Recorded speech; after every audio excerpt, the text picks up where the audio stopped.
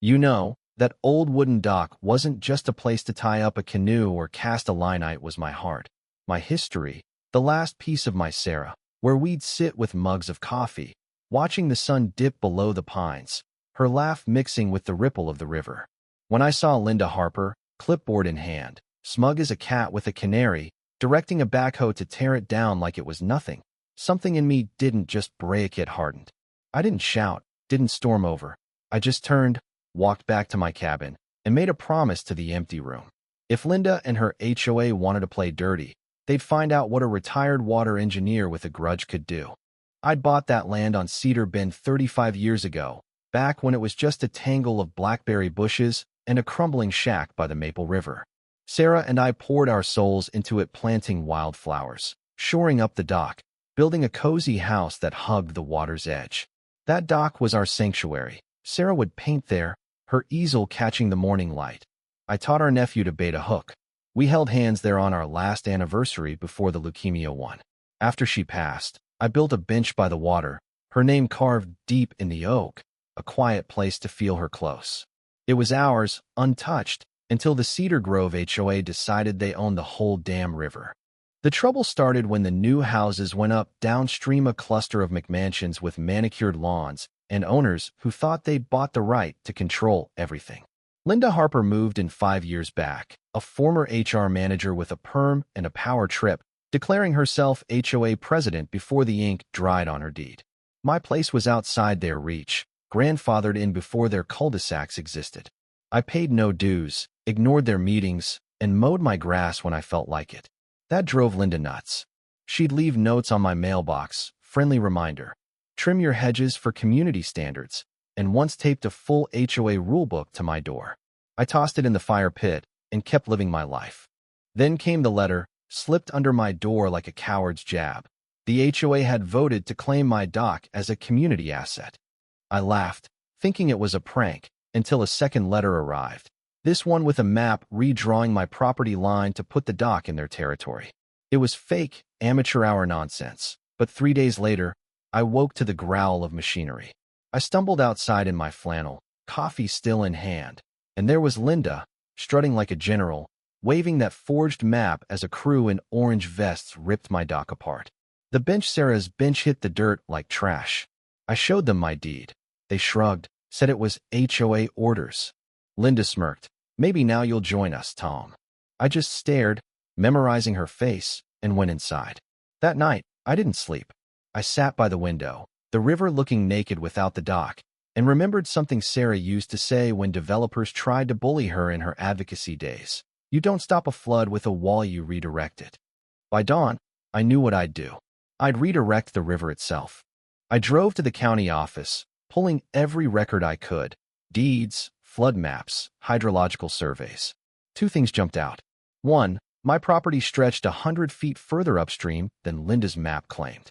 2, Cedar Grove's fancy homes sat on a floodplain rezoned in a shady deal years back. Their dry lawns depended on the river's current path. Shift that path just a bit, and their backyards would be a swamp.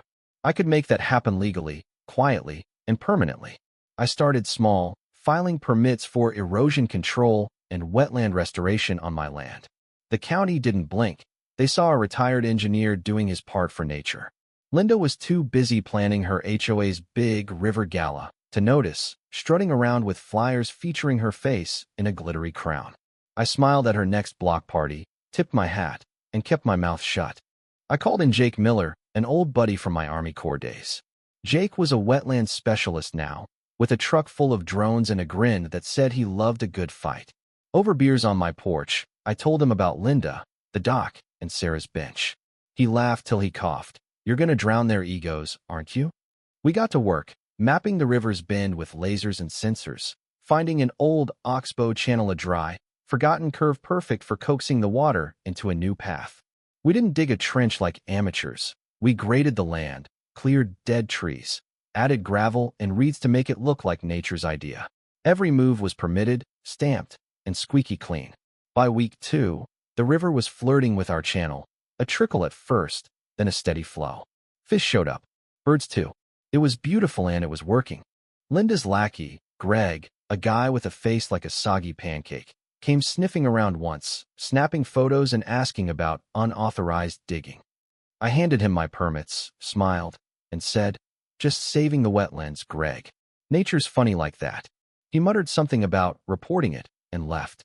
Linda was distracted, obsessing over her gala-white tents, champagne flutes, boats decked out like parade floats. She even sent me an invite, probably to gloat. I RSVP'd with a shrug and kept digging. The gala was their Super Bowl, and I knew it'd be their Waterloo. The day came, gray clouds hanging low, the river glinting like it knew what was up. Jake and I watched from my side, lawn chairs out, whiskey in our mugs. Linda was in her element, sash and tiara, waving to boats like she ruled the Mississippi. Then the first kayak hit the mud. The community dock was a joke 8 inches of water, tops, surrounded by sludge. A pontoon boat grounded next, its captain swearing as his khakis sank in muck. Guests shrieked, balloons popped, and Linda's face went from queen to meltdown. "Paddle harder," she yelled, like willpower could fix physics. The river had chosen my channel, clear and deep, pulling boats past my land where cattails swayed and herons dipped. One guy waved. "Is this your place?" "Damn nice." I nodded, hiding a grin. Linda stormed over that night, heels sinking in the mud, screaming, "What did you do to my river, Tom?" I leaned on my porch rail, calm as a monk. "Your river? I just cleaned up my land, Linda. Got the permits right here." She threatened lawsuits. I told her to bring them. She tried. Her lawyer sent a letter, but my paperwork was ironclad: permits, surveys, even a county report praising my environmental stewardship. The HOA cracked like cheap glass. A local reporter, Emma Klein, got wind of it, interviewed me over iced tea, and blew the story wide open. HOA president destroys veterans memorial dock in land grab.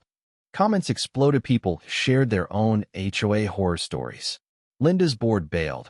Her nephew's shady contractor got audited, and her forged maps landed her in hot water for fraud. Then the rains came, a June deluge that turned Cedar Grove into a lake.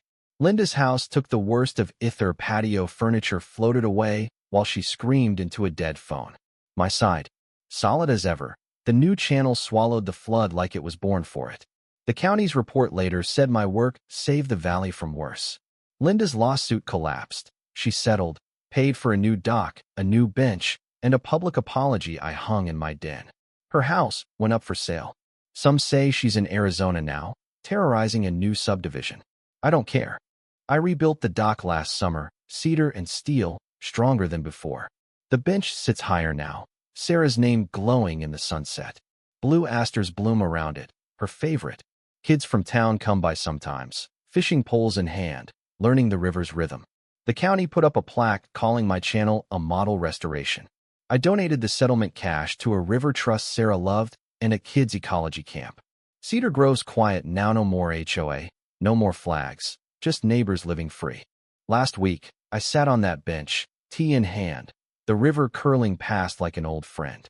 Sarah's laugh echoed in the breeze, and for the first time in years, I felt whole. They tried to steal my heart. Instead, they gave me a river. So, what do you think? Did I go too far, or was this justice done right? Drop a comment, share your HOA nightmares. I'm reading everyone.